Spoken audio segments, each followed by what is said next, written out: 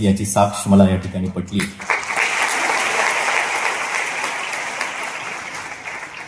शरीरानं धडधाकट आणि प्रचंड बलदंड असलेला एक ग्रहस्थ इचलकरंजीच्या बसस्थानकावर आपल्या हातातल्या बॅगांचं ओझं घेऊन बसमधून खाली उतरला. जसा बसस्थानकावर तो उतरला आणि उतरल्याच्या बरोबर आजूबाजूला असलेली रिक्षावाली लोक धावत आली. एका रिक्षावाल्याला त्यानं विचारलं, मला या ठिकाणापर्यंत पोहोचायचंय, किती पैसे घेशील? रिक्षावाल्यानं सांगितलं 100-150 रुपये लागतील साधारणतः. तो गृहस्थ अक्षरशः खेकसला, ओरडला आणि म्हणाला, माझ्या अंगात काय बळ नाही का, माझ्याकडे काही शक्ती आणि क्षमता नाही का, इथपर्यंत पोहोचण्याची 150 रुपये असतात का कुठे? हातातल्या बॅगा अशा खांद्यावरती घेतल्या आणि तो गृहस्थ असा चालत निघाला. त्याला जायचंय त्या ठिकाणाच्या दिशेनं असं समजत तो निघाला. 10 मिनिट चालतोय, 15 मिनिट चालतोय, 20, 25, 30 मिनिट चालत राहिला. त्याला वाटलं आता मला जिथे पोहोचायचं ते ठिकाण 5 मिनिटाच्या अवधीवरती जवळ आलेलं असेल.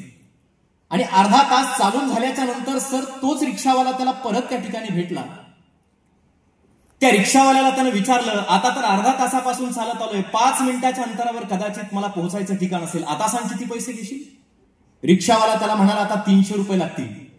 त्या गृहस्थानं पुन्हा त्याच्यावरती ओरडला आणि म्हणतोय, अरे तेव्हा अर्धा तासापासून चालतो, आता 5 मिनिटाच्या अंतरावरती आलो, तेव्हा 150 सांगितलं, आता दुपटीनं पैसे का सांगतोय? रिक्षावाला त्याला सांगतोय की साहेब, तुम्हाला अर्धा तासापासून चालताय, पण तुम्हाला जिथे पोहोचायचंय त्या दिशेनं नाही तर त्याच्या अगदी विरुद्ध दिशेनं तुम्ही चालताय, अगदी विरुद्ध दिशेनं चालताय, म्हणून आता तुम्ही दुपटीनं जास्त विरुद्ध अंतर त्याच्यापासून चालत गेलाय. त्या व्यक्तीनं सांगितलं, तुमच्यात किती बळ आहे, तुमच्यात किती क्षमता, याच्यापेक्षा तुमच्यातलं बळ, तुमच्यातली क्षमता, तुमच्यातली गुणवत्ता जर योग्य दिशेनं प्रवाहित होत नसेल तर आयुष्यभर खंत करण्याशिवाय तुमच्या हातात दुसरं काहीच नसतं. आज या उभ्या अर्ध्या सातारा, सांगली, कोल्हापूर सारख्या भागातल्या अर्ध्या पश्चिम महाराष्ट्रातले संसार सुवर्णाक्षरामध्ये लिहिण्याचं काम करत तुमच्या लेकरांच्या आयुष्याला सुवर्ण किनार प्राप्त करून देत असताना त्यांच्या क्षमता आहे, पण त्या क्षमतेला योग्य दिशा देणाऱ्या या किशोर करिअर पॉइंटचं मी मनापासून अभिनंदन आणि कौतुक कार्यक्रमाच्या निमित्तानं सुरुवातीला या ठिकाणी करेल. या किशोर करिअर पॉइंटच्या उत्सव यशाचा सन्मान कर्तृत्वाचा कार्यक्रमाच्या निमित्तानं मंचावरती उपस्थित असलेले या संस्थेचे सर्वा ज्यांचं मनोगत आपण ऐकलं, ज्यांचा प्रवास थक्क करणार आहे, ज्यांचा जन्मदिन आज आहे, त्यांना जन्मदिनाच्या शुभेच्छा अनेकांनी दिल्यात, मीही देतोय, ते सन्माननीय विशालजी पागडे सर मंचावरती उपस्थित असलेल्या. मला खरं तर कौतुक वाटलं मॅडमच्या बाबतीत बोलत असताना. आमच्या मॅडम आल्या आणि त्यांचा पायगुण चांगला होता अशा शब्दाचा प्रयोग सर आपण केला. महालक्ष्मीच्या जिल्ह्यातच येऊ शकतं, अंबाबाईच्या जिल्ह्यातच येऊ शकतं, याचंही कौतुक मला या कार्यक्रमाच्या निमित्तानं आहे. त्यासाठी ते मन असावं लागतं, त्या मनाची उंची तुमच्याकडे. सरांचा प्रवास, श्रीकांतजी कांबळे सर, आदरणीय कुलकर्णी सर, ही सगळी मंडळी मला अनेक दिवसांपासून कांबळे सर माझ्या संपर्कात आहेत. सरांचं ते सगळं लिहिलेल्या माहिती मी वाचली. सरांच्या बाबतीत सगळ्या गोष्टी त्यांनी मला सांगितल्या. एक गोष्ट आहे, माणसाकडे किती पैसा झाला, किती गाडी, किती घोडा, बंगले, याच्यावरून माणसाचं मोठेपण ठरत नाही. माणूस मोठा केव्हा असतो माझ्या नजरेमध्ये? कांबळे सरांच्या बाबतीत ती बाब मला लागू झाल्याची या ठिकाणी पाहायला मिळतेय. एखाद्या व्यक्तीच्या सहवासात असलेल्या लोकांना तो व्यक्ती किती मोठा आहे त्या व्यक्तीच्या मोठेपणाकडे पाहून स्वतःला जर खुजं वाटलं तर त्या व्यक्तीचं ते मोठेपण नसतं. एखाद्या मोठ्या व्यक्तीच्या सहवासात लहान असलेल्या माणसाला सुद्धा आपण त्या उंचीचे ज्यावेळी वाटायला लागतो त्यावेळी तो माणूस मोठा असतो. हे मोठेपण कमावलेला हा माणूस आहे. हे मी कमी कालावधीत त्यांच्या बाबतीत आवर्जून या कार्यक्रमाच्या निमित्ताने या ठिकाणी जबाबदारीने बोलेल. असे विशालजी पागडे सर यांच्या अकॅडमीच्या सहवासातले तुम्ही सगळे विद्यार्थी, मंचावरती असलेल्या सर्वांचा वेळाभागाचा नामोल्लेख करत नाही, सगळी गुणवंत मंडळी आणि समोर उपस्थित असलेले आपण सर्व श्रोते सज्जन, विद्यार्थी, पालक, मायबाप, बंधू आणि भगिनींनो, आज खरं तर यश प्राप्त करणाऱ्या विद्यार्थ्यांचा, त्यांच्या यशाचा उत्सव आहे. त्यांचा आणि त्यांच्या पालकांच्या कर्तृत्वाचा सन्मान आज या कार्यक्रमाच्या निमित्ताने होणार आहे. ही बाब आहे. ज्यांना यश प्राप्त झालं ते प्रचंड आनंदी होतील. ज्यांना यश संपादन झालं, ज्यांचा सत्कार होणार आहे, त्यांना सुख मिळेल, यश मिळेल. इतर उर्वरित बघत असताना आपण फक्त त्यांच्या यशाकडे पाहणार आहे, पण त्यांचा सन्मान होत असताना, त्यांच्या यशाचा गौरव या कार्यक्रमाच्या निमित्तानं होत असताना आपण ज्यांना ज्यांना आदर्श मानतो किंवा ज्या ज्यावेळी एखाद्याचा सन्मान, कर्तृत्वाचा गौरव होत असतो त्यावेळी आपण फक्त त्याचा गौरव होताना तो किती आनंदी, किती समाधानी, किती सुखी हेच पाहत असतो. पण कोणी पाहत नाही त्या यशाला गवसणी घालण्यासाठी, तो सन्मान प्राप्त करण्यासाठी जी प्रक्रिया होती मेहनत नावाची, त्या मेहनत नावाच्या प्रक्रियेकडे पाहणं शिकवणार आजचा हा कार्यक्रम इतरांच्यासाठी आहे. या दृष्टिकोनातून इतरांनी या कार्यक्रमाकडे पाहणं मला वाटतं जास्त गरजेचं आहे. मी नेहमी एक गोष्ट सांगत असतो, एखाद्या सत्काराच्या सन्मानाच्या कार्यक्रमाला गेल्याच्या नंतर मोठ्या संख्येनं पालक सुद्धा या कार्यक्रमाला आहे. ज्यांचा सन्मान झाला त्यांनीच प्रभावित व्हायचं, प्रेरित व्हायचं अशातला भाग नाही. ज्यांचा सन्मान कदाचित होऊ शकत नाही त्यांना सुद्धा मोठं यश मिळालंय, त्या जाणीवेतून आपण त्या गोष्टीकडे पाहणं मला वाटतं गरजेचं आहे. मी एक कथा सांगत असतो. मायकल फेल्प्सचं उदाहरण कदाचित तुम्हाला माहित असेल. 2008 पर्यंत जगातल्या ऑलिम्पिकच्या स्पर्धेमध्ये कुणाचंही रेकॉर्ड नव्हतं. मार्क स्पिट्स नावाचा खेळाडू होता. 32 जवळपास एका स्पर्धेत मेडल्स त्यानं प्राप्त केले होते. आमच्या देशाला एक मेडल प्राप्त करायला किती मेहनत घ्यावी लागते आपल्याला माहित आहे. एक मार्क स्पिट्स नावाचा खेळाडू एका स्पर्धेत, ऑलिम्पिक सारख्या वैश्विक स्पर्धेत 32 मेडल्स प्राप्त करतोय. 2008 पर्यंत त्याचा हा रेकॉर्ड कुणीच मोडला नव्हता. 2008ला मायकल फेल्प्सनं त्याचा रेकॉर्ड मोडून काढला. पोहण्याच्या स्पर्धेत सर्वाधिक मेडल्स मायकल फेल्प्स नावाच्या खेळाडूने पटकावले. पत्रकार त्याच्या जवळ गेले. मायकल फेल्प्सला विचारतात, काय असं केलं तुम्ही? काय पाहिलं त्या मार्क स्पिट्सचं? कशी स्पर्धा केली त्याच्यासोबत? कसं अनुकरण केलं त्याचं? त्यावेळी सगळ्यांनी लक्षात घेणं गरजेचं आहे. मायकल फेल्प्स त्या पत्रकारांना सांगत होता, मार्क स्पिट्सनं जे यश मिळवलंय ते यश मिळवत असताना त्याच्या अंगावर कसे कपडे, तो कुठली गाडी वापरतो, सोन्याच्या किती वस्तू वापरतो हे मी पाहत बसलो नाही. त्याचं यश मी फक्त पाहत बसलो नाही. मी अभ्यास केला मार्क स्पिट्सचा, की मार्क स्पिट्स एवढे मेडल्स जिंकण्यासाठी किती मेहनत करत होता. माझ्या लक्षात आलं तो 8 तास पोहण्याची प्रॅक्टिस करायचा. मायकल फेल्प्स म्हणतो तो 8 तास प्रॅक्टिस करतो, तर मी दिवसात 12 तास पोहण्याची प्रॅक्टिस करायला लागलो. तेव्हा जाऊन मी या यशाला गवसणी घातली आहे. आणि म्हणून सगळ्यांनी ही गोष्ट लक्षात घेणं गरजेचं आहे. एखाद्याचं यश दिसतंय, एखाद्याला आदर्श मानताय, त्यावेळी त्याच्या यशाला आदर्श मानू नका, तर त्यांनी त्या यशापर्यंत पोहोचण्यासाठी जी मेहनत नावाची प्रक्रिया केली, त्या मेहनत नावाच्या प्रक्रियेला जर तुम्ही आदर्श मानायला लागाल तर नक्कीच तुम्ही त्याहून मोठं यश प्राप्त केल्याशिवाय राहणार नाही. हा सगळ्यात पहिला कालमंत्र, हा सगळ्यात पहिला यशाचा मंत्र या कार्यक्रमाच्या निमित्तानं आपण प्रत्येकानं कानात ठेवला पाहिजे, लक्षात ठेवला पाहिजे. हे आवर्जून मी या ठिकाणी सांगेन. ही गोष्ट आपण समजून घेणं मला वाटतं या ठिकाणी सगळ्यात जास्त गरजेचे. सत्कारानं तुम्हाला आता सगळं थांबलं असं होत नाही. मगाशी बोलताना पालकांनी ज्या बाबीचा उल्लेख या ठिकाणी केलाय, की आता ही खरी तुमची सुरुवात आहे. आता तुमचा सन्मान झाला याचा अर्थ तुमच्या आयुष्याची खरी सुरुवात या ठिकाणी झाली. एखादी किशोर करिअर पॉइंट सारखी अकॅडमी, एखादी संस्था, एखादी इन्स्टिट्यूट तुमच्या पाठीशी उभा आहे. हसत खेळत शिक्षण हे ब्रीथ घेऊन आज ते कार्यरत आहेत. मी आवर्जून या गोष्टीचा उल्लेख या ठिकाणी करेल, की पुस्तकातले केवळ धडे नाही, तर त्या पुस्तकातून, त्या पुस्तकाच्या धड्यातून इतिहास घडवण्याची प्रेरणा या विद्यार्थ्यांच्या अंतःकरणात तुम्ही रुजवतायत हे मी या ठिकाणी अनुभवतोय, या ठिकाणी माझ्या लक्षात येत आहे. IIT सारखं नाव आमच्या जिल्ह्यात, आमच्या भागात ऐकायला सुद्धा मिळत नाही. तुम्हाला तुमच्या पत्रकाची पानं पुरत नाहीत एवढे विद्यार्थी जर या अकॅडमीतून IIT पर्यंत पोहोचत असतील, नीट पर्यंत पोहोचत असतील, अनेक महत्वाच्या पदांवरती या ठिकाणी पोहोचत असतील, तर तुम्ही असे या समाजातले हजारो संसार उभा करून फार मोठं पुण्याचं काम करताय. सर मी आवर्जून तुम्हाला या कार्यक्रमाच्या निमित्ताने सांगेन. आज पालक मोठ्या संख्येनं या कार्यक्रमाला या ठिकाणी उपस्थित आहे. पालकांशी आवर्जून मला या कार्यक्रमाच्या निमित्तानं संवाद या ठिकाणी साधायचा आहे. एक बाब आवर्जून लक्षात घ्या. अनेकांच्या समोर आज भ्रांत आहे की आमच्या लेकरांना योग्य दिशेनं प्रवाहित करण्यासाठी कुठल्या गोष्टी केल्या पाहिजेत, काय करायला हवं, कसं करायला हवं. बऱ्याचदा आम्ही सुद्धा पाहतो समाजामध्ये एक अतिशय सकारात्मक चित्र मला या ठिकाणी पाहायला मिळत आहे, पण दुसऱ्या बाजूला एका नकारात्मक चित्राचा विचार सुद्धा तुम्हाला मला करावा लागेल, की आज जोपर्यंत आमच्या निदर्शनास लेकर आहेत, अशा एखाद्या अकॅडमीच्या नेत्रांसमोर लेकर आहेत तोपर्यंत ठीक आहे, पण भविष्याच्या प्रवासाला जर आमची मुलं जायला निघाली, मी पाहतो सर सर्रासपणे चित्र, शाळेत, विद्यालयात, महाविद्यालयात आहेत तोपर्यंत ठीक आहे, पण विद्यालयातून महाविद्यालयात पुणे, मुंबई, दिल्ली सारख्या शहरात मुलं जायला लागली की 31च्या अंधाऱ्या रात्री विद्यालयातून, महाविद्यालयातून मध्यालयाच्या दिशेने सुद्धा अनेक लेकरांच्या पावलांचा प्रवास पाहायला मिळतो. या वयात अनेक लेकरं व्यसनांधतेकडे, मोबाईल सारख्या नको असलेल्या नकारात्मक गोष्टीत त्या ठिकाणी डुबून जाऊन स्वतःच्या आयुष्याला एका वेगळ्या चुकीच्या मार्गाने मार्गस्थ करत असल्याचे सुद्धा आपल्याला पाहायला मिळत आहे. आणि ही पालकांच्या समोरची वर्तमानातली सगळ्यात मोठी भ्रांत असल्याची तुम्हाला मला पाहायला मिळते. हे करत असताना पालकांनी सुद्धा एक गोष्ट लक्षात घेणं मला वाटतं गरजेचं आहे. मी जिथे जातो तिथे पालकांना बोलत असताना या गोष्टी सांगत असतो. लेकराला घडवताना, त्याच्या सहवासात तुम्ही आणि मी राहत असताना, आपल्या पाल्याच्या आसपास फिरकत असताना आपण काही गोष्टी जाणीवपूर्वक ज्या महत्वाच्या टाळल्या पाहिजेत त्या गोष्टी मला तुम्हाला सांगायच्या आहेत. मी नेहमी म्हणतो प्रेयस आणि श्रेयस या दोन गोष्टी असतात. समाजात जर पाहिलं, वर्गीकरण केलं, तत्वज्ञानाच्या भाषेत जर सांगायचं झालं, दोन गोष्टी आहेत, एक आहे प्रेयस, दुसरे श्रेयस. प्रेयसाचा अर्थ काय सांगतो सर मी? प्रेयस म्हणजे उदाहरणार्थ चहा आम्हाला खूप आवडतो, शरीराला चांगला आहे का? नाही, त्याला प्रेयस म्हणतात. कडुलिंबाचा तो रस आहे, तो पाला आम्हाला आवडतो का? नाही आवडत, पण शरीराला चांगला आहे की नाही, त्याला श्रेयस असं म्हणतात. वर्गीकरण करा. समाजामध्ये प्रेयस असणाऱ्या अनेक गोष्टी आहेत, श्रेयस असणाऱ्या सुद्धा अनेक गोष्टी आहेत. लेकराला तात्पुरतं समाधान वाटावं, तात्पुरतं त्याला आनंद मिळावा, तात्पुरतं त्यानं सुखी व्हावं, यासाठी त्याला श्रेयसाकडून काढून प्रेयसाच्या दिशेनं लहानपणापासून घेऊन जाणारा पालक तुम्हाला मला पाहायला आपल्या माध्यमातून मिळतोय. म्हणून त्यांच्या पावलांची वाट चुकते हे लक्षात घ्या. अनेकदा कार्यक्रमाला महाराष्ट्रभर फिरत असताना एखाद्या घरात चहा प्यायला जर थांबलं, एखादी आई, एखादे वडील एखाद्या चिमुकल्या लेकराला घेऊन येतात, मांडीवर जवळ बसवतात आणि सांगतात, आमचं लेकरू फार हुशार आहे, आमचं बाळ फार हुशार आहे. विचारलं ना काय येतं बाळाला? आई अभिमानानं सांगते, आमच्या मुलाला युट्यूब अतिशय चांगल्या पद्धतीनं चालवता येतं म्हणून आमचं लेकरू हुशार आहे.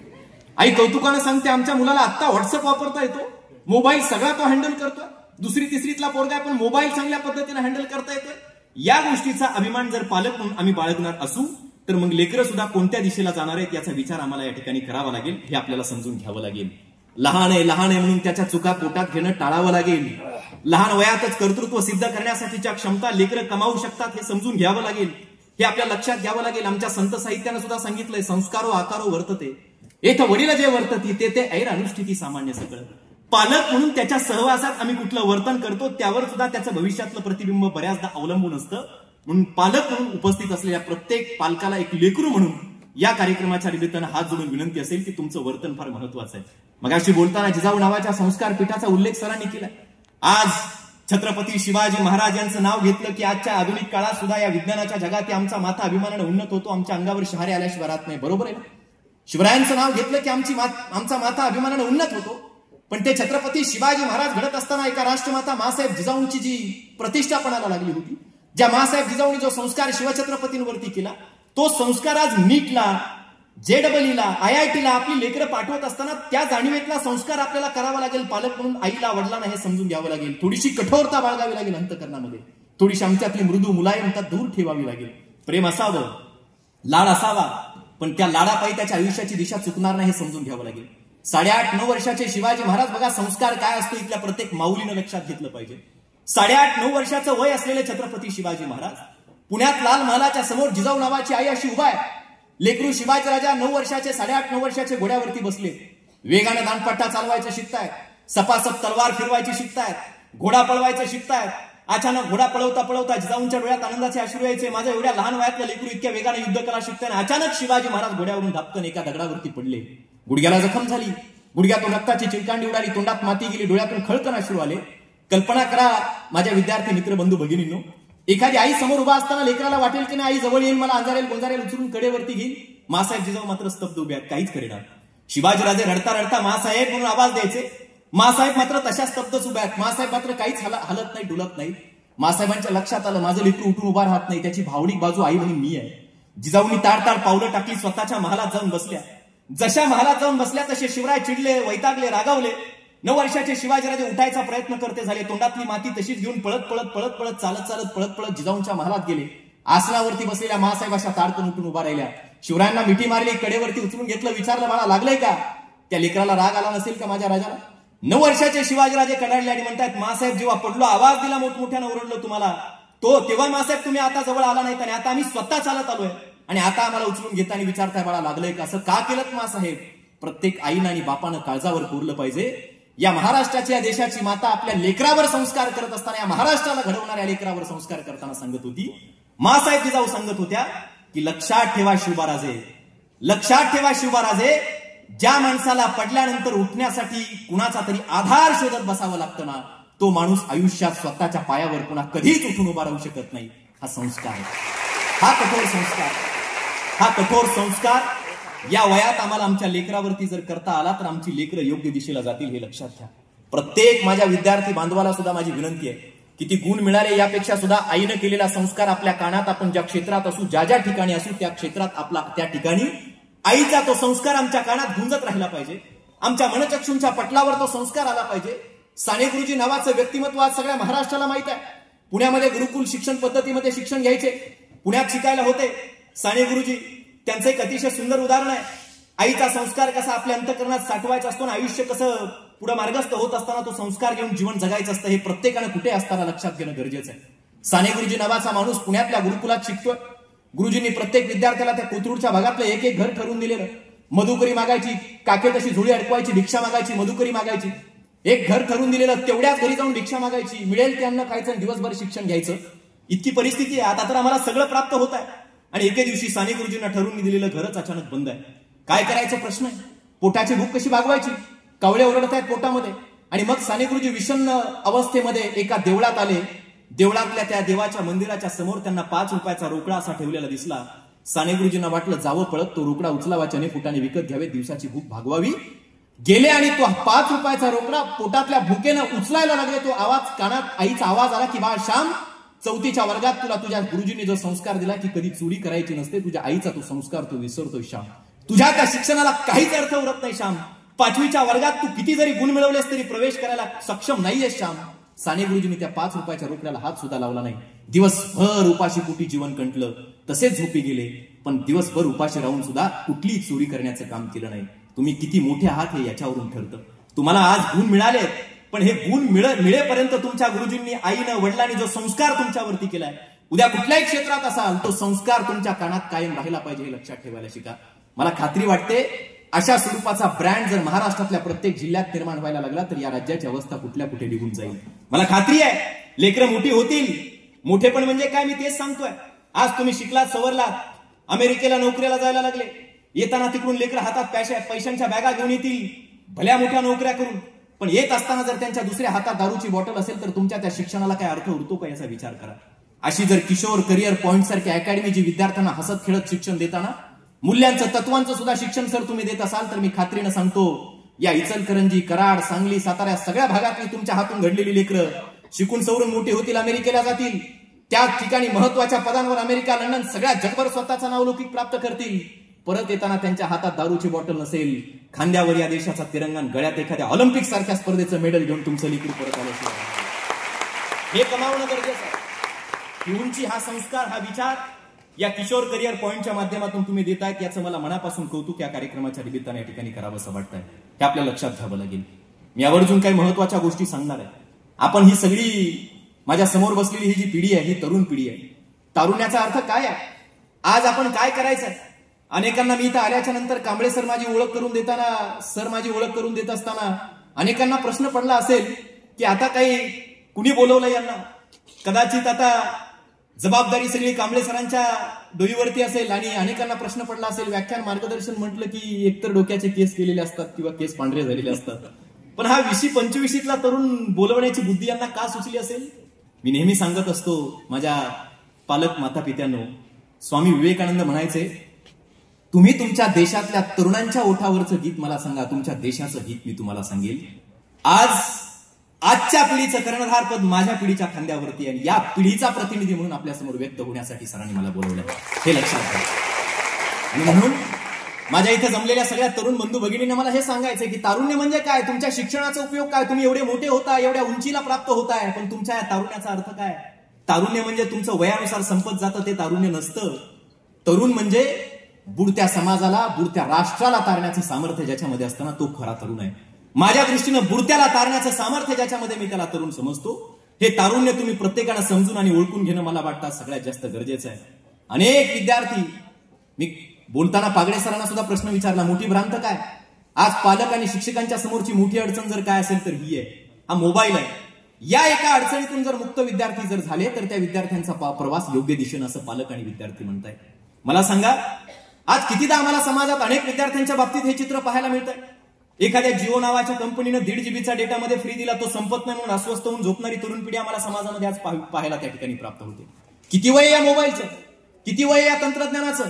आमच्या वया इतका हा मोबाईल आज आम्हाला चालवतोय. माणसानं निर्माण केलेली ही निर्मिती, माणसानं तिचा उपभोग घ्यायचा तर मोबाईलच आज तरुण पिढीला वापरत असल्याचं तुम्हाला आणि मला पाहायला मिळतं. हे वास्तव आहे.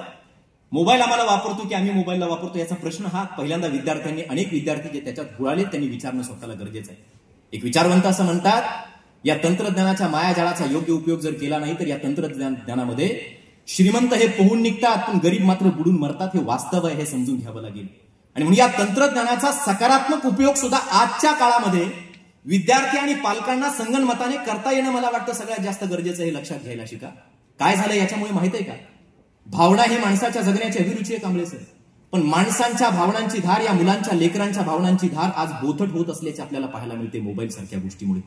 चुली शेजारी आई जर भाकरी भाजायला बसली तर त्या आईच्या हाताला चटका बसला भाकरी भाजताना, आईच्या टचकन डोळ्यामध्ये पाणी येतं. पण शेजारी बसलेल्या आजच्या आमच्या तरुण लेकराला आईच्या डोळ्यात पाणी आल्याचं काही वाटत नाही, पण फेसबुकला टाकलेल्या फोटोला जर लाईक्स मिळाले नाही तर त्याच्या अंगाचा पारा वाढतो. हे वास्तव आहे, ही परिस्थिती आहे, हे सध्याचं चित्र आहे. हे चित्र बदलावं लागेल. इथं आमच्या आजी समोर बसल्यात, अनेक वरिष्ठ आहेत. आपल्याला कल्पना करवत असेल, एक काळ होता 5-10 वर्षापूर्वी आपण पाहिलेलं चित्र असेल. ग्रामीण भागातले अनेक लोक इथं असतील. एखादी आई जर शेतात जायला निघाली, पोरग शाळेत जायचं 5वीच्या वर्गातलं, आई शेतात जायची, दुपारच्या वेळेला पोरग घरी यायचं, एखाद्या टोपली खाली दरडून ठेवलेली भाकरी उघडायचं, भाकरीचं एक घास घशाड घालायचं आणि त्या उसरीमध्ये बसून पाटीपेन पुस्तकं घेऊन अभ्यास करत बसायचं. त्याचं लक्ष कुठे असायचं? ज्या वाटेनं आई शेतात कामाला गेली त्या वाटेकडे त्याचं लक्ष असायचं. आणि एकदा का सूर्य मावळतीला निघाला, गाई गुरांच्या पायानं खुरानी उधळलेली धूळ त्या सूर्याच्या केशरी रंगात मिसळली, तिकडून येताना आईची आकृती दिसली. पायात वाहना नाहीत, काही नाहीत, खास खळगे, रस्त्यातल्या काट्याकुट्यांची पर्वा न करता 5वीचं ते लेकरू हातातली पाटीपेन पुस्तकं भिरकावून द्यायचं, आईच्या दिशेनं धो धावत सुटायचं. त्या शेतातून येणाऱ्या आईच्या डोईवरच्या टोपलीचा विचार न करता आईला करकचून मिठी मारायचं. आई त्या लेकराला कमरेवर उचलून घ्यायची, त्याचे 2 पापे घ्यायची, प्रेमाने त्याला घरात घेऊन यायची. लेकरू आईशी काही बोलत नसायचं. पण मला सांगा, आई आणि लेकरातला तो जो संवाद होता, तो संवाद आता या 5 वर्षात तुम्ही पाहिलाय का? या किमान 5 ते 10 वर्षात हा संवाद आम्हाला पाहायला मिळतोय का? या संवादाला आम्ही संपवलं, याचा अर्थ माणूस आज एका दिशेनं, यशाच्या दिशेनं आमची लेकरं मार्गक्रमण करतील, पण आमच्या लेकरांच्या भावनांची धार जर संपत असेल तर त्याला काही अर्थ उरत नाही. लक्षात घ्या. मी मगाशी सरांना त्या ठिकाणी सांगितलं, एका देशातल्या अकॅडमीचा एक यशाचा आलेख पाहत असताना त्यांचा एक व्हिडिओ माझ्या समोर आला. अकॅडमीमध्ये 1, 2, 3 दिल्ली सारख्या शहरात 1, 2, 3 क्रमांकावरती आलेल्या विद्यार्थ्यांच्या पालकांनी एकत्रित येऊन त्यांची मिरवणूक काढली. गुलाल उधळतायत, सगळे नाचतायत, आनंदात बेहोश आहेत. आमच्या लेकरांना एवढ्या मोठ्या उंचीचं यश प्राप्त केलंय, पण त्या लेकरांना नाचवण्यासाठी ते उत्सुक करतायत. त्यांचे हात सुद्धा स्वतःच्या यशात नाचायला वरती होत नाही. चेहऱ्यावर समाधानाचा एक लवलेश त्यांना दिसत नाही. यशाचा मागमूस सुद्धा त्यांच्या चेहऱ्यावरती दिसत नाही. असं जर यश तुम्ही आम्ही प्राप्त करणार असू तर त्या यशाला सुद्धा काही अर्थ उरत नाही. हसत खेळत शिक्षण हे ब्रीद क्लासेस संस्कृतीमध्ये महाराष्ट्रात मी पहिल्यांदा पाहतोय, हे सुद्धा मी आवर्जून सांगेन. हसत खेळत शिक्षण हे ब्रीद, मी जबाबदारीने बोलतोय. हसत खेळत शिक्षण हे क्लासेस संस्कृतीमध्ये महाराष्ट्रामध्ये इचलकरंजीत आल्यानंतर मी पहिल्यांदा पाहतो. हे घेऊन सर तुम्ही पुढे चाला. या पिढीचं भविष्य उज्ज्वल आहे. या पिढीचं भविष्य उज्ज्वल आहे हे आपल्याला सगळ्यांना समजून घ्यावं लागेल. या भावना फार महत्वाच्या, या भावनांची धार फार महत्वाची, लक्षात घ्या. मोबाईल सारख्या गोष्टीवरती बोललो, नवी एखादी गोष्ट आली ना, मोबाईलमध्ये चांगलं फार काय येतं पण ते आम्ही स्वीकारत नाही. एखादी नवी गोष्ट आली की पोरं, ती चुकीची गोष्ट आली की लगे आमच्या मनावर अधिराज्य गाजवायला लागते. मंगळवेळ्याला व्याख्यान झालं, मोबाईलवर बोललो, तिथल्या लोकांनी पेपरातली बातमी आणून दाखवली, हसावं की चिंतन करून अस्वस्थ व्हावं कळेना. बातमी अशी होती, काय बातमी होती की सोलापूरचा एक पोरगा पबजी नावाचा गेम आला होता, तो पबजी नावाचा गेम खेळत खेळत सोलापूर पासून टेंभुरी नावाच्या गावापर्यंत चालत चालत कधी गेला त्याचं त्याला कळालं नाही. हसतो आम्ही, पण हे खंत आहे, अस्वस्थ होणार हे वास्तव आहे. मी काही गोष्टी ऐकल्यात, मला विश्वास बसला नाही, पण मी त्याची खात्री करून पाहिली, विचारणा केली, कैकदा खात्री केली, मला त्यातली सत्यता पटली. या सत्य गोष्टी आहेत. हे जर तुम्ही ऐकलं 2-3 गोष्टी सांगणार आहे. मोबाईलमुळे काय होतं हे पालकांना आणि इथल्या विद्यार्थ्यांना सुद्धा मला सांगायचं आहे. ते ऐकल्याच्या नंतर आपला होश उडाल्याशिवाय राहणार आहे. लक्षात घ्या. पिंपरी चिंचवड नावाचं शहर माहित आहे? पुण्यातलं पिंपरी चिंचवड अनेकांना माहित आहे. पिंपरी चिंचवडचं सर 9 वर्षाचं लेकरू होतं, 9 वर्ष वय. आई वडील दोघे सुद्धा नोकरीला कामानिमित्त जायचे. आई घरी आली की पोरगा रडायचं, बाप घरी आला की पोरगा रडायचं. आई वडील खिशातला फोन काढायचे, स्वतःला विरंगुळा मिळावा, मनोरंजन व्हावं, खिशातला फोन काढायचे आणि पोराच्या हातात देऊन टाकायचे. 9 वर्षाचं लेकरू मोबाईल पाहायचं, युट्यूब पाहायचं, युट्यूबमध्ये प्रचंड मशगूल झालं, मानसिकतेवर परिणाम झाला. कधी लेनार्थ हार्डेल नावाच्या शास्त्रज्ञाचं मेटा विश्लेषण पहा. त्यांना सांगितलंय एक विशेष स्क्रीन टाइमच्या पलीकडे जर विद्यार्थी पोरं रोज मर्यादा ओलांडायला लागली आजची पिढी, तर ब्रेन ट्युमरची प्राथमिक लक्षणं त्या स्क्रीन टाइमच्या मुळे आमच्यात दिसायला लागतात. त्या 9 वर्षाच्या लेकराचा मोबाईलचा वेळ इतका वाढत गेला, मानसिकतेवर परिणाम झाला. एके दिवशी त्यानं युट्यूबवरती हाऊ टू सुसाईड, आत्महत्या कशी करावी, हा व्हिडिओ पाहिला. 9 वर्षाच्या पोरानं तो व्हिडिओ पाहून बापानं घेऊन दिलेल्या टेडीबिअर नावाच्या बाहुल्याच्या गळ्यात दोरी बांधली, खिडकीला बांधली आणि त्याला फाशी देण्याचं काम केलं. पोरगं भ्यायला लागलं, अस्वस्थ झालं. हा बाहुला गेला, चिंतेत पडलं. त्याच पोरानं त्याच भीतीत त्याच खिडकीच्या गजाला दोरी बांधून स्वतःचं जीवन संपून घेण्याचं काम केलंय. सत्य कथा आहे पिंपरी चिंचवडची सर, ही वास्तव आहे. मग पालकांना वेळ असला पाहिजे आपली लेकरं मोबाईलमध्ये नेमकं काय करतायत हे पाहण्यासाठी. हे फार गंभीर आहे. आजचं हे गंभीर वास्तव आपल्याला समजून घ्यावं लागेल. माऊलींच्या आळंदीतलं 16 वर्षाचं पोरगं 10वीला 90% जास्त गुण आहेत. बाप ज्या लेकराच्या डोळ्यामध्ये भविष्याची स्वप्न पाहतोय, त्या पोरानं मोबाईल सारख्या गोष्टीमुळे विष स्वतःच्या गळ्यात उतरावं, स्वतःचं जीवन संपवून घ्यावं, बापाच्या खांद्यावर त्याची प्रेत यात्रा निघावी. यासारखं दुर्दैव मोबाईल सारख्या गोष्टीमुळे जर येत असेल तर आम्ही नेमकं काय करतोय. हा विचार करावा लागेल. अशा एक नाही, असंख्य गोष्टी आहेत. छत्रपती संभाजीनगरच्या इंग्लिशच्या प्राध्यापकाच्या पोरानं, आम्हाला सवय असते बऱ्याचदा पालकांना आणि विद्यार्थ्यांना त्या ठिकाणी ते क्राईम फाईल्स पाहायची, फार वेळ लागले लोकांना. क्रिमिनल सिरीज, क्रिमिनल व्हिडिओज आम्ही पाहतो. पोरं सुद्धा पाहतात. पूर्ण क्रिमिनल मानसिकतेचं एक पोरगं मोबाईल पाहून त्या व्हिडिओ सिरीज पाहून झालं. बाप रागावला, पाहुण्याच्या समोर अपमान केला म्हणून बापाची हत्या त्या पोरानं केली. कशी केली हे मी सांगणार नाही, अत्यंत दुर्दैवी आहे. हे वास्तव आहे, हे आम्हाला पाहावं लागेल. याच्या पलीकडे जाऊन काही सकारात्मक गोष्टी सुद्धा आहेत. केरळच्या एर्नाकुलम नावाच्या रेल्वे स्थानकावर कुलीचं काम करणारं के श्रीनाथ नावाचं पोरगं जर कानात हेडफोन घालून ऑडिओ बुक्स आणि पीडीएफ बुक्स वाचून केपीएससी सारखी परीक्षा उत्तीर्ण होत असेल, जशी एमपीएससी तशी Kerala public service commission, UPSC सारख्या परीक्षेत 1-1.5 वर्षापूर्वी जर देशामध्ये ते आपला नावलौकिक प्राप्त करत असेल, तर आम्ही का करू शकत नाही? आमच्या बीडच्या एका लेकराचं उदाहरण मी आवर्जून या कार्यक्रमाच्या निमित्तानं सांगेन. बीडचे एक पोरगं, सर घरात वडील नाहीत, 18 विश्व दारिद्र्य आहे. आई लोकांच्या घरी, माझ्या विद्यार्थी तरुण मित्र बंधू भगिनींनो लक्षात घ्या, लोकांच्या घरी धुण्याची भांड्याची कामं करतेय. पोरगा 12वीला गेलाय आणि आईला म्हणतं, आई आता मला डॉक्टर व्हायचं स्वप्न आहे, पण आपल्याकडे पैसे नाहीत. आई मी काय करू, भ्रांत आहे, पोटाच्या एक वेळच्या अन्नाची भ्रांत आहे. आई मला एक काम करशील, 4-5 हजार रुपये देशील मोबाईल घ्यायला? आईच्या काळजात वेदना झाल्या, चर्र झालं. आईला कळेन आता काय करावं. मोबाईलला लेकरं बिघडतात असं लक्षात आलं होतं. पोराच्या हट्टापाय आईनं लोकांच्या घरी हाताला घट्टे पडेपर्यंत कामं केली, काबाड कष्ट केले, 1-1.5 महिना राबली. 4-5 हजार मिळाले, पोराच्या हातात टेकवले. पोरगं धावत बाजारात गेले, 4-5 हजाराचा अँड्रॉइड फोन आणला. पण त्या लेकरानं त्या दिवशीपासून, सर सत्य कथा आहे, त्या अँड्रॉइड फोनला ते चिटकलं. त्या पोरानं त्या अँड्रॉइड फोनवरती फिजिक्स, केमिस्ट्री आणि बायोलॉजी सोडता दुसरं काहीच पाहिलं नाही. ते पोरगं फिजिक्स सारख्या विषयामध्ये आमच्या जिल्ह्यातून पहिलं आलं. आज 5 वर्षाच्या पाठीवरती आपल्या आईसमोर सूटबूट टाय घालून सरकारी कोट्यातून एमबीबीएस डॉक्टर म्हणून आपल्या धुण्या भांड्याची कामं करणाऱ्या आईच्या समोर ते पडले जातात. आईच्या समोर ते लुटले जातात. मला सांगा, त्या आईला तर त्या लेकराचा अभिमान वाटलाच असेल, पण त्या मोबाईलला सुद्धा लेकराचा अभिमान वाटला असेल की नसेल? आणि म्हणून या दिशेनं त्याचा उपयोग आम्हाला करता जर येत असेल तर आमच्या जगण्याला अर्थ आहे. हे माझ्या विद्यार्थ्यांना मला आवर्जून सांगायचं आहे. केवळ पालकांनी सुद्धा आता रील्सला लेकराच्या किती व्ह्यूज मिळाले, फेसबुकला, इंस्टाग्रामला टाकलेल्या फोटोला किती लाईक्स मिळाले, याच्यावर आपल्या लेकराच्या यशाचं मोजमाप करू नका. मगाशी सरांनी सांगितलं तसं मी नेहमी सांगत असतो, फेसबुकला मिळालेल्या लाईक्स पेक्षा माझ्या विद्यार्थी बांधवांनो, सगळ्या तरुण बंधू भगिनींनो लक्षात घ्या, तुमच्यासाठी भाऊ म्हणून बोलतोय, फेसबुकला मिळालेल्या लाईक्स पेक्षा सध्या स्वतःची लायकी वाढवण्याचा तुमचा काळ आहे, त्याच्यावरती भर देणं सगळ्यात जास्त गरजेचं आहे. तुम्ही तुमच्या व्हॉट्सअपला याने काय स्टेटस ठेवलं म्हणून आपण काय स्टेटस ठेवायचं, याच्यापेक्षा आई आणि बाप यांची मान अशा अभिमानाने उंच होईल असं स्वतःचं स्टेटस निर्माण करा. लोक तुमची फोटो स्टेटसला लावल्याशिवाय राहणार नाही, ते लक्षात ठेवायला शिका. हे लक्षात ठेवायला शिका. हे आज गरजेचं आहे. या दृष्टिकोनातून आपण प्रवास करावा, ही एक अपेक्षा या कार्यक्रमाच्या निमित्तानं व्यक्त करीन. आज तुम्ही IITला जाताय, एम्स सारख्या संस्थेमध्ये तुम्ही प्रवेश करताय, इचलकरंजीच्या मातीतून एवढा राष्ट्रीय स्तरावरचा आलेख, कौतुकाचा आणि यशाचा तुम्ही प्राप्त करताय. मला वाटतं महाराष्ट्राच्या दृष्टीनं ही कौतुकाची गोष्ट आहे. हे केवळ केसीपी आणि इचलकरंजीच्या दृष्टीनं नाही, महाराष्ट्राच्या शिरपेचातल्या मानाचा तुरा म्हणून आज तुमच्याकडे पाहावं लागेल. एवढं कौतुक आणि यश तुम्ही या ठिकाणी संपादन करताय. IITत जाणं म्हणजे संसार उभा राहणं. IITत जाणं म्हणजे त्याच्या आयुष्याची दिशा पूर्णतः सकारात्मकतेने बदलून जाणं, हे लक्षात घ्यावं लागेल. आज तुम्ही हे प्राप्त करताय की तुमच्याकडून जगाची अपेक्षा आहे. मी आवर्जून सांगेन, तुम्ही भारतातली तरुण पिढी आहे. स्वतःला कमी लेखणं इतर विद्यार्थ्यांनी सुद्धा गरजेचं नाहीये. या देशातल्या तरुणाईकडून जगाला अपेक्षा आहेत. मी जसं सरांनी सांगितलं, जगाला हवेत विवेकानंद. कुठून प्राप्त होऊ शकतायत? अमेरिका, इंग्लंड, रशिया, जर्मनी, चीन ही देश भारताकडून तंत्रज्ञानाची अपेक्षा करत नाहीत. ही देश भारताकडून कुठल्या गोष्टीची अपेक्षा करत नाहीत. अमेरिकेला माहित आहे, अरे तंत्रज्ञान कुणी विकसित करेल, पण स्वामी विवेकानंद जन्माला येऊ शकतो तो फक्त भारताच्या मातीमध्ये, हे अमेरिकेला सुद्धा माहित आहे. आणि म्हणून माझ्या इथं जमलेल्या विद्यार्थ्यांना ही विनंती असेल की तुमच्यात प्रचंड गुणवत्ता आहे, त्या गुणवत्तेचा शोध तुम्ही घ्यायला लागा. एखाद्या वर्षी नीटच्या परीक्षेची काठिण्य पातळी वाढली म्हणून लगेच खचून जाण्यात काय अर्थ नाही. तुमच्या एकट्यासाठी ती काठिण्य पातळी वाढली आहे का? देशाच्या कानाकोपऱ्यातून येणाऱ्या प्रत्येक विद्यार्थ्यासाठी यावर्षी वाढलेली नीटची काठिण्य पातळी लक्षात घ्यायला शिका. मगाशी सरांनी जे बोलताना पालकांनी सांगितलंय, जे मिळालं ते त्या उंचीचं आहे, त्या उंचीचं तुम्ही त्याला मानायला शिका. हे सगळ्यात जास्त महत्वाचं आहे. किती मार्क्स मिळाले हे महत्वाचं नाही, तुम्ही कसे सामोरे गेलात, कसे लढलात, हे सगळ्यात जास्त महत्वाचं आहे. हे ज्याला कळालं ना, तो यशाच्या अगदी जवळ जातो, हे लक्षात घ्यायला शिका. आज जर अमेरिकेत जाऊन पाहिलं, आपल्या देशाचं सूत्र आहे, मी नेहमी सांगत असतो, आपण म्हणताना प्रार्थनेत म्हणतो ना, सत्यम शिवम सुंदरम, सत्यम शिवम सुंदरम असं म्हणतो ना आपण. त्या सूत्राकडे पाहत असताना कांबळे सर मी आवर्जून सांगेल, पागडे सर, सत्यम शिवम सुंदरम कसं पाहायचं? सत्यम मधले सत्य नडेला घ्यायचे, शिवम मधले ते शिवम घ्यायचे, सुंदरम मधले सुंदर पिचई घ्यायचे. या देशातली मुलं आहेत, वाड्या वस्त्या तांड्यावर जन्माला आलेली लेकरं, या भारताच्या मातीतली.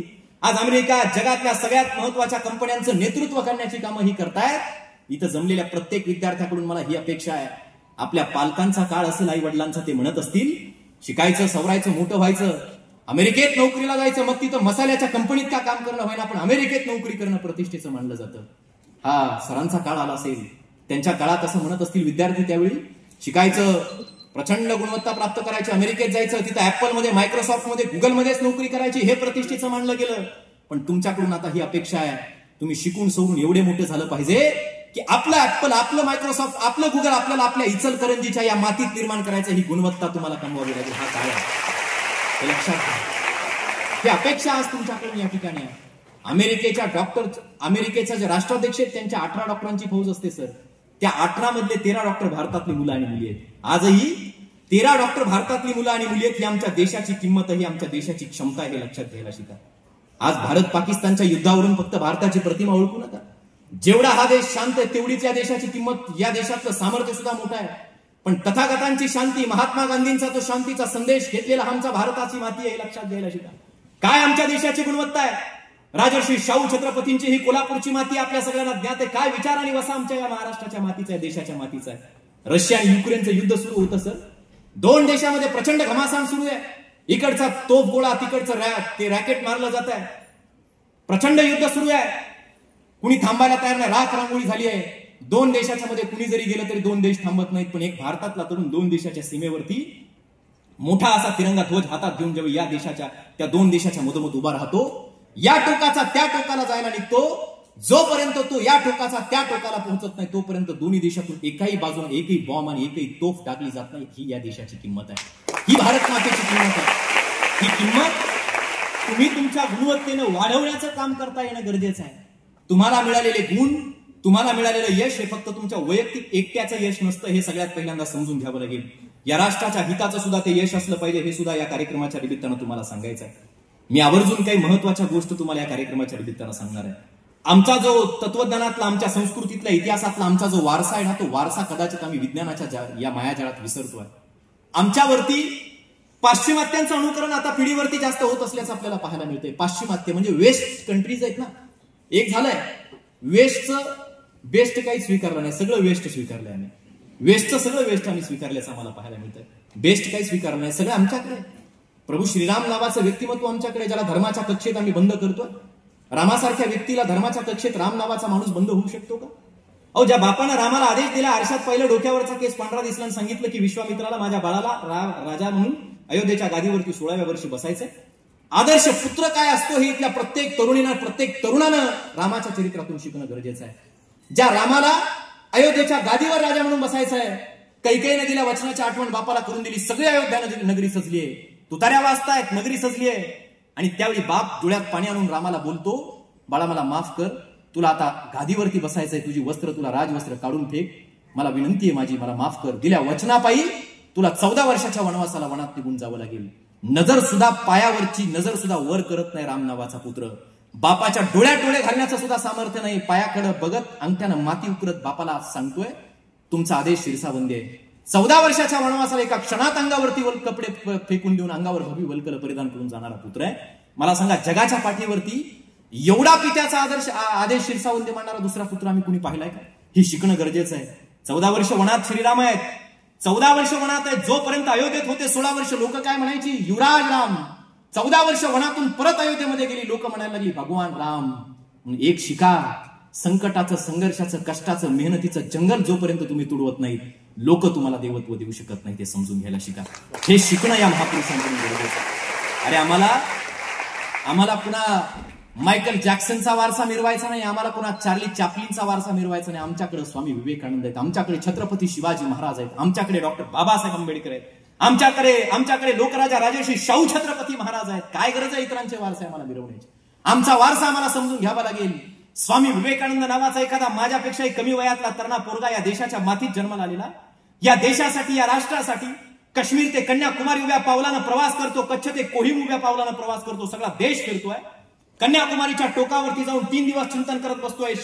त्या कन्याकुमारीच्या टोकावर परत येतोय, पेपरातली, वर्तमानातली बातमी वाचतोय की शिकागोला जगातली पहिली धर्मपरिषद भरते, त्या धर्मपरिषदेला जात आहेत स्वामी विवेकानंद. शिकागोच्या धर्मपरिषदेमध्ये स्वामी विवेकानंद जात आहेत. आणि शिकागोच्या धर्म परिषदेत जगातून आलेली सगळी लोक हसतायत अंगावरची कपडे पाहून. विवेकानंदांचा भाषणाचा दुसरा नंबर आहे. एक विवेकानंद दुसऱ्याला पाठवतायत स्वतःचे, शेवटी सगळे संपतायत आणि विवेकानंदांना भाषणाला उभं राहावं लागतं. भाषण तयार नाहीये एवढ्या मोठ्या मंचावरचं. विवेकानंद उभे राहतात. जगाच्या व्यासपीठावरती आमची क्षमता आणि आमची ताकद काय पहा हे सुद्धा लक्षात घ्यावं लागेल. आमच्या गुणवत्तेच्या या काळामध्ये, आमच्या क्वांटिटेटिव्ह यशावरून आम्ही मोजमाप करण्याच्या काळात पालकांनी आणि विद्यार्थ्यांनी हे सुद्धा लक्षात घ्यावं लागेल. जगाच्या व्यासपीठावरती विचार मंचावरती उभा राहिलेला नरेंद्र नावाचा आहे देशातला एक तरुण, स्वामी विवेकानंद नावाचा एक तरुण, जगाच्या त्या व्यासपीठावरून पहिल्यांदाच कुणी केनियातून आलंय, कोणी रशियातून आलंय, कोणी इंग्लंडमधून आलंय, कोणी ब्राझीलमधून आलंय, कोणी आफ्रिकन खंडातून आलंय याचा विचार न करता, काळे गोरे स्त्री पुरुष लिंगभेद वर्णभेद न करता, माऊली ज्ञानोबांनी जे सांगितलं की हे विश्वची माझे घरायची मती जयाची स्त्री, या विश्वाच्या कानाकोपऱ्यात राहणारा प्रत्येक माणूस माझा हे सांगण्याचं सामर्थ्य करत पहिल्यांदा या जगाच्या मंचावरून my dear brothers and sisters हे शब्द उच्चारतायत. प्रत्येकाला भाऊ आणि बहीण म्हणतायत. अरे अमेरिकेतल्या, ब्राझीलमधल्या, केनियामधल्या, आफ्रिकेमधल्या त्या माऊलीला, त्या प्रत्येक माणसाला गर्व वाटतो. भारतातून आलेला एक पोरगा आम्हाला भाऊ आणि बहीण म्हणतंय. दीड मिनिट अमेरिकेच्या शिकागोचं सभागृह उभं राहत आणि विवेकानंदांसाठी टाळ्या वाजवतं. विवेकानंद भाषण करून जायला निघतात. आम्हाला हे चारित्र्य कमावता येणं गरजेचं आहे. गुणवत्ता कमवाल, पैसे कमवाल, यश मिळवाल, त्यासोबत हे चारित्र्य कमवता येणं गरजेचं आहे. शिकागोच्या परिषदेतून खाली उतरतात मंचाच्या, सगळे निघून जातात. पण एक अमेरिकेतली सुंदर तरुणी विवेकानंदांच्या जवळ येते. आवर्जून मला हे उदाहरण सांगायचंय, कदाचित अनेकांना माहित असेल. पण एक सुंदर तरुणी जवळ येते आणि विवेकानंदांच्या जवळ जाते आणि विवेकानंदांना म्हणते, मी तुमच्या भाषणानं प्रभावित झाले, मला तुमच्याशी विवाह करायचा आहे. विवेकानंदांच्या अंगावर काटा येतो. कसं शक्य? माझा धर्म मला परवानगी देत नाही. आता मी कसा विवाह करू शकतो? शक्यच नाही. ती तरुणी म्हणते, नाही, काही करा, मला तुमच्याशी विवाह करायचा. विवेकानंद म्हणतात, हे अशक्य आहे. ती अमेरिकेतली पाश्चिमात्य देशातली सुंदर तरुणी म्हणते, नाही, मला तुमच्याशीच विवाह करायचा आहे. विवेकानंद म्हणतात, का करायचा तुम्हाला माझ्याशी विवाह? अमेरिकेतली ती सुंदर पाश्चिमात्य तरुणी म्हणते, तुम्ही एवढे तेजस्वी, एवढे ओजस्वी, तुम्ही एवढे विद्वान, मी जर तुमच्याशी विवाह केला तर आपल्या पोटी जन्माला येणारा पुत्र किती तेजस्वी, ओजस्वी आणि विद्वान असेल. विवेकानंद हात जोडतात आणि अमेरिकेतल्या त्या तरुणीला म्हणताय, आपण विवाह करायचा, आपल्या पोटी जन्माला येणाऱ्या पुत्राची वाट पाहायची, याच्यापेक्षा माते तू मलाच आपला पुत्र का मानत नाहीस? का मला आपला पुत्र मानत नाही? मला सांगा, जगाच्या या पुढे जाण्याच्या स्पर्धेच्या रेट्यामध्ये भारताची ही चरित्रात्मक मूल्यात्मक गुणवत्ता सुद्धा तुमच्या शिक्षणातून अबाधित राहिली पाहिजे, हे महत्वाचं आहे. आणि कौतुक त्याच गोष्टीचं आहे, या क्लासेस संस्कृतीत पुन्हा पुन्हा म्हणतोय, कौतुक त्याच गोष्टीचं आहे की तुम्ही ही मूल्यात्मक गुणवत्ता, हा संस्कार विद्यार्थ्यांमध्ये अबाधित ठेवण्याचं काम करता. हे महत्वाचं आहे. अरे किती माणूस मोठा झाला तरी माय पित्या आणि आपल्या माणसांच्या समोर तो किती मोठा नसतो हे लक्षात घ्यायला शिका. विवेकानंद तिथून परत आले भारतात. काश्मीर पासून कन्याकुमारी पर्यंत हत्तीवरून मिरवणूक काढली त्यांची. हत्तीच्या अंबारीत बसले विवेकानंद. हत्तीच्या अंबारीमध्ये लोक फुलं टाकतायत. काय अभिमानानं माथा उन्नत झाला असेल. विवेकानंद आले कलकत्त्याला, आईला सोडून गेलेले होते. कलकत्त्यात स्वतःच्या दारातून मिरवणूक निघाली. माणूस गर्वानं किती वरती गेला असता. आईला पाहिलं, माझ्या नरेंद्र स्वामी विवेकानंदांनी हत्तीच्या अंबारीतून खाली उडी मारली. आईच्या पदरावर जाऊन लपले आणि आईला म्हणाले, त्रिखंडाचा स्वामी जरी झालो तर तुझ्या पायाशी जी जागा मिळेल त्याच्या इतकं मोठं कोणी होऊ शकत नाही. ही उंची, हे सामर्थ्य आपल्या मनात येणं गरजेचं आहे. मला जाणीव आहे, बराच वेळ झाला. शेवटचे मोजके काही मिनिट मी तुमचे 2-4 मिनिट या ठिकाणी घेणार आहे. विद्यार्थी म्हणून मोठेपण प्राप्त करताना एक गोष्ट आवर्जून मला आपल्याला प्रत्येकालाही सांगायची आहे. आई वडील तुमच्यासाठी काबाड कष्ट करतात. इथे येऊन प्रत्येक पालक ज्या भावनेतून या कार्यक्रमाच्या निमित्तानं बोलत होता, त्यांच्या आतल्या त्या आर्त हुंकार, त्यांच्या आतल्या त्या आर्त शब्द वेदना प्रत्येक पाल्यानं समजून घेणं गरजेचं आहे. केवळ मोठेपण कमावत असताना, गुणवत्ता कमावत असताना, एखाद्या चित्रपटातली हिरोईन जर आमच्या समोर आली आणि आमच्या लेकरानं तिच्यासोबत जर एखाद्या पोरानं सेल्फी काढला तर त्याला ती फार मोठ्या आयुष्यातली कमाई वाटते सर. पण आपल्या आईसोबत, आपल्या बापासोबत सुद्धा एखादा सेल्फी आपल्या जगण्यात आपल्याला काढता आला पाहिजे. आईला बापाला एखादी करकचून घट्ट मिठी मारता आली पाहिजे. बापाचे 2 शब्द प्रेमाचे बापाशी आपल्याला बोलता आलं पाहिजे. हेही सगळ्यात पहिल्यांदा पाल्यांनी, इथल्या विद्यार्थ्यांनी मला वाटतं लक्षात घेणं गरजेचं आहे.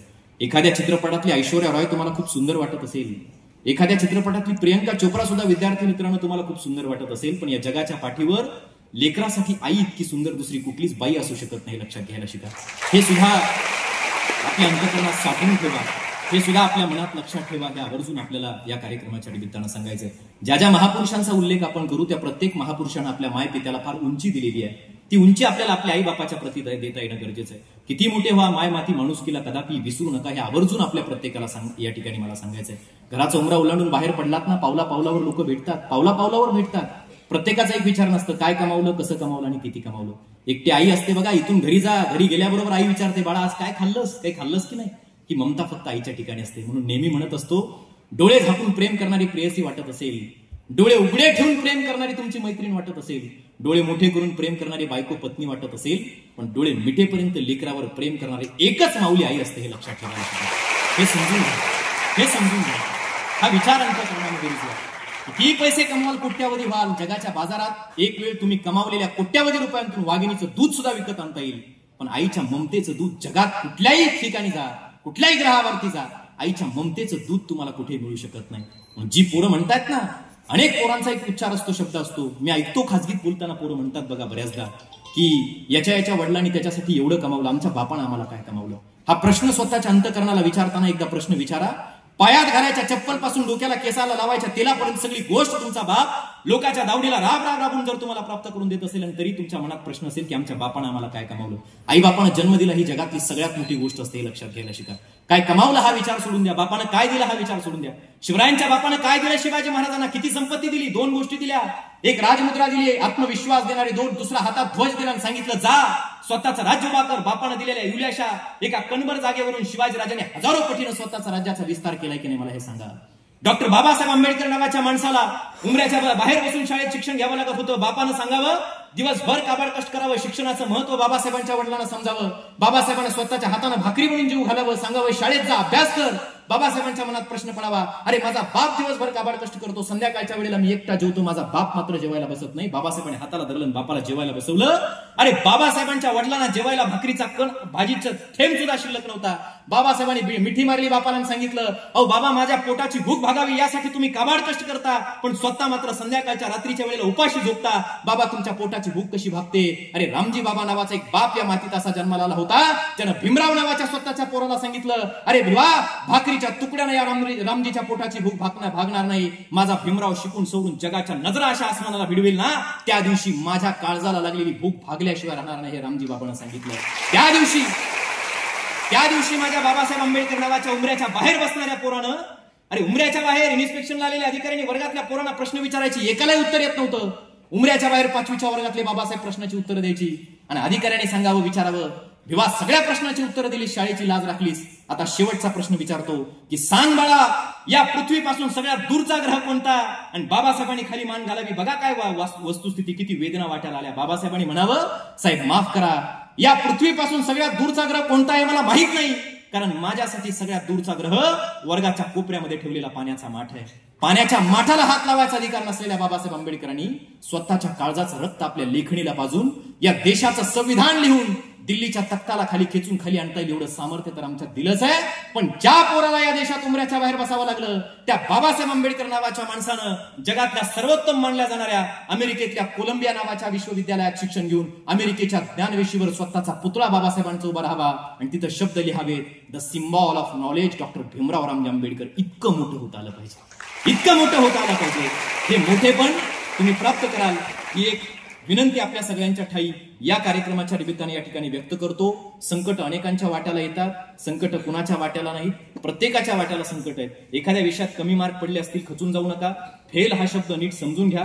पराभव होणं म्हणजे सगळं संपणं नसतं. यशाच्या दिशेनं मार्गस्थ होण्याची ती पहिली पायरी असते, हे लक्षात घ्यायला शिका. मी वाचलेली एक व्याख्या मला फार आवडते फेलची. FAIL आवर्जून ठसवा आपल्या मनामध्ये. FAIL फेल काय? F for first, A for attempt, I for in आणि L फॉर लर्निंग.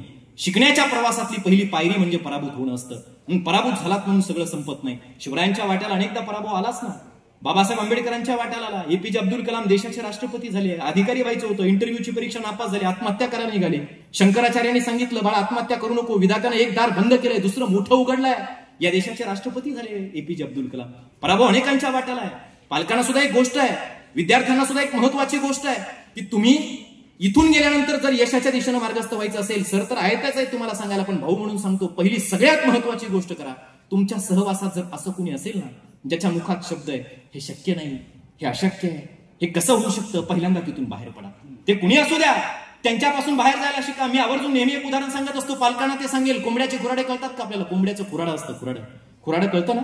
गरुड आहे असा आकाशातून उडतोय आणि त्याचं अंड पडलं कोंबड्याच्या खुराडामध्ये, त्याच्यावर कोंबडी बसली, पिलू कशाचं बाहेर येईल?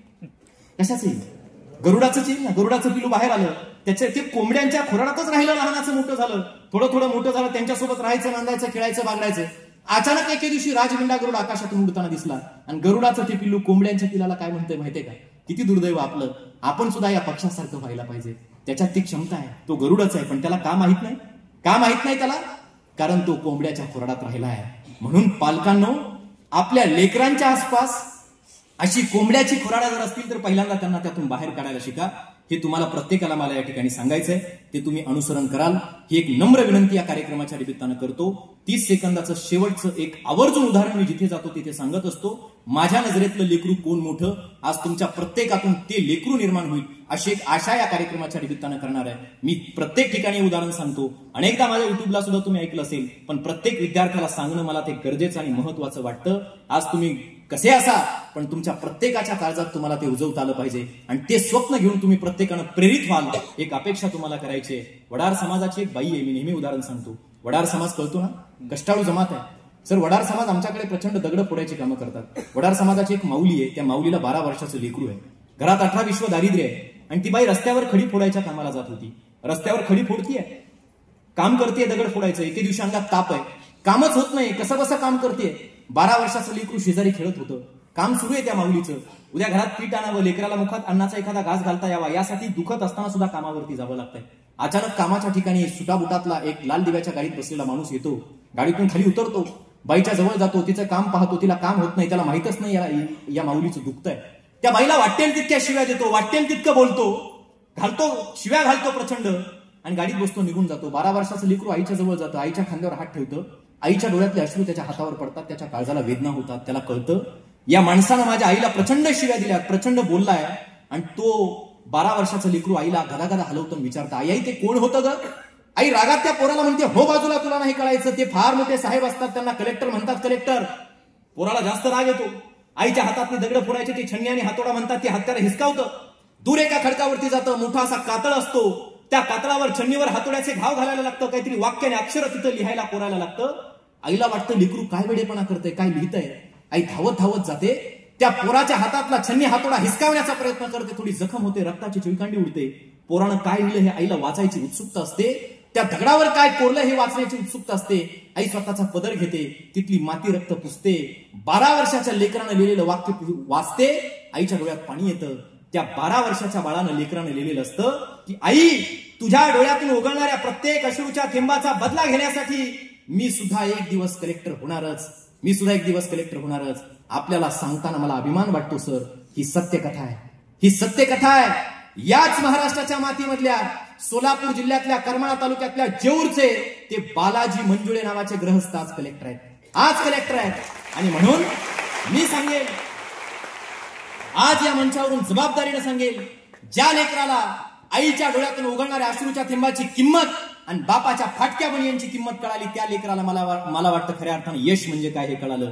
ते यश तुम्ही प्रत्येक जण शोधण्यासाठी आता मार्गस्थ यानंतर इथून पुढे व्हाल, ही एक मनोकामना आपल्याला प्रत्येकाला व्यक्त करतो. इथून पुढे तुमचे जे काही परीक्षांचे प्रवास असतील त्या प्रत्येक परीक्षेच्या प्रवासाला मनापासून शुभेच्छा देतो. भावना मरू देऊ नका, हसत खेळत शिक्षणाचा हा प्रवास करा. शिक्षणाचा अर्थ सुद्धा समजून घ्या. सावित्री माईने जो सांगितलाय काव्य फुले नावाच्या ग्रंथात, शिक्षण म्हणजे काय, तर शिक्षण म्हणजे पदव्यांचे ढिगारे आणि कागद नाही. शिक्षणाने जाते पशुत्व, येते मनुष्यपण पहा. तुमच्यात माणुसकी रुजवणारं खरं शिक्षण असलं पाहिजे. जसं सिप्ला नावाच्या कंपनीमध्ये सर काम करत असताना आपल्या भावाच्या आठवणीसाठी, आपल्या भावाच्या स्वप्नासाठी मनानं प्रेरित होऊन सरांनी हे छोटंसं रोपटं लावलं. आज वटवृक्षामध्ये त्याचं रूपांतर झालंय. आज त्यांच्यात ती भावना जिवंत आहे. अरे भाऊ भावाच्या सोबत राहायला नांदायला नीट तयार नाही, पण भावाच्या एका दुर्दैवी दुःखद घटनेतून सरांनी आज हा डोलारा एवढा मोठा उभा केला. किती मोठी गोष्ट आहे. अरे महाराष्ट्राच्या मातीत अशी मोजकी उदाहरणं पाहायला आम्हाला मिळत आहेत. आमची संस्कृती मातीत मिसळली जात असताना अशी मोजकी माणसं आहेत जी आमची संस्कृती, आमचं वैभव टिकून ठेवायचं काम करत आहेत. ही नात्यांची जी विण आहे ना, जी विस्कटली जाते, आज म्हणावं लागतंय, नाती जपून ठेवा, स्वार्थ खूप झाला, थोडी प्रीत पेरा गोफ सैल झाला, सैल झालेला गोफ. ही नात्यांची विण पुन्हा एकदा घट्ट करण्याचं काम ही माणसं करतायत. अशा माणसांना जपणं सुद्धा मला वाटतं गरजेचं आहे. भावावरती प्रेम करणारी आमची संस्कृती आहे. राम नावाचा भाऊ वनवासाला गेला म्हणून राम वनदेवीला सांगतोय, वनात वनदेवी म्हणते रामा तुझ्यासाठी काय करू?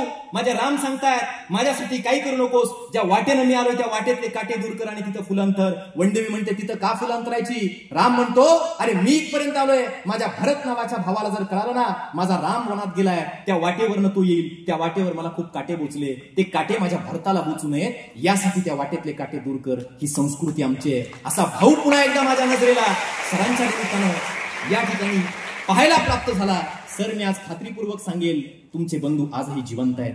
या किशोर करिअर पॉइंटच्या माध्यमातून आदरणीय किशोर दादा आजही आपल्यामध्ये जिवंत आहेत. जिवंत राहणं काय असतं? उद्याच्या पिढ्या जेव्हा सांगायला लागतील, उद्याची लेकरं जेव्हा म्हणायला लागतील, उद्याच्या गोष्टी जेव्हा रचल्या जातील की सर तुम्ही आज बंधूच्या आठवणीनं किशोर करिअर पॉइंटची उभारणी केली. या किशोर करिअर पॉइंट KCA तुम्ही जे उभा केले आता KOA किशोर ऑलिम्पियड अकॅडमी, या सगळ्यांच्या माध्यमातून आपले बंधू दादा आजही या ठिकाणी जिवंत आहेत आणि त्यांच्या चिरंतन स्मृतींना मी सर्वांच्या साक्षीनं मनोभावे वंदन या कार्यक्रमाच्या निमित्तानं व्यक्त करतो. आज आपल्याला अंतकरणापासून मनापासून आपल्या जन्मदिनाच्या शुभेच्छा देतो. आपण प्रचंड भरारी घ्याल, आपण घेत असलेली ही भरारी समाजाच्या कामी सुद्धा आपण आणतायत, त्याबद्दल ही आपलं मनापासून आभार या निमित्तानं पुन्हा एकदा व्यक्त करतो. कोल्हापूरचा अत्यंत सुंदर असा नेहमीप्रमाणे पाहुणचार सन्माननीय श्रीकांतजी कांबळे सर, निशांतजी कुलकर्णी सर, सगळ्या मंडळी मला नामं माहित नाही त्यांनी मला दिला, त्याबद्दलही मी प्रत्येकाचं अंतकरणापासून आभार या कार्यक्रमाच्या निमित्तानं या ठिकाणी व्यक्त करून मनापासून प्रत्येकाला या ठिकाणी शुभेच्छा देतो. बोलण्याच्या ओघात कदाचित एखादी गोष्ट राहिली असेल तर तुम्ही क्षमा कराल अशी विनंती या ठिकाणी करतो. लेकरू म्हणूनच मायपित्यांच्या वडीलधाऱ्यांच्या समोर बोलण्यासाठी उभा होतो, बंधू म्हणून या सगळ्या बंधू भगिनींच्या समोर बोलण्यासाठी उभा होतो. त्याच्यामुळे आपलं समजून माझा प्रत्येक शब्द तुम्ही स्वीकाराल अशी एक मनोकामना या निमित्तानं व्यक्त करून या अत्यंत सुंदर अशा अकॅडमीला अंतकरणापासून शुभेच्छा देत असताना प्रत्येकाला शेवटी एवढंच सांगेल की मनगट कणखर असू द्या आपुले, निखळ असू द्या श्रद्धा, तळहाताच्या रेषांवरती नका भरोसा ठेवू, तोडा शृंखला तोडा पिंजरा मारा भरारी गगनी, गुलामीतल्या सौख्यावरती नका भरोसा ठेवू. प्रत्येकानं गुलामीचं ते सौख्य झुगारून देत नवी सुसज्ज स्वतःची व्यवस्था रचण्यासाठी आता सिद्ध व्हा या शुभेच्छा आपल्या प्रत्येकाला देतो आणि थांबतो. कोटी कोटी मनपूर्वक धन्यवाद. धन्यवाद सर.